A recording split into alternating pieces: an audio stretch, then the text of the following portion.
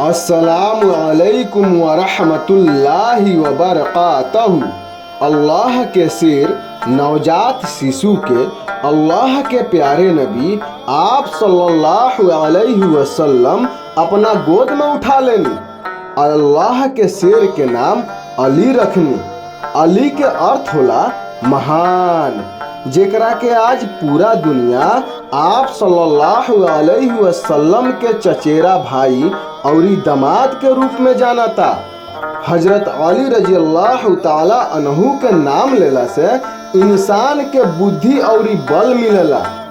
हजरत अली रजी अल्लाह ताला अन्हु के जब तलवार उठत रहे तो आसमान के भी सीना कांप जात रहे। हजरत अली रजी अल्लाह ताला अन्हु में साहस और उत्साह कुट के भरल रहे।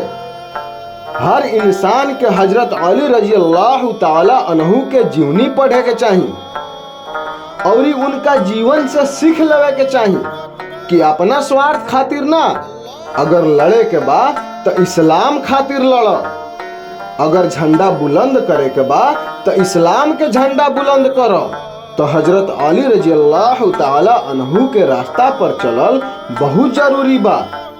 इस्लाम का हो, इस्लाम का कहता, हमनी का करतनी सन, ई सब जाने के मिली।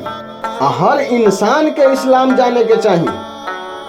तो आप सल्लल्लाहु अलैहि वसल्लम के रिश्ता हजरत अली रजी अल्लाह ताला अन्हु के अब्बू और अम्मी के साथ बहुत ही प्यारा और बहुत ही घनिष्ठ संबंध रहे।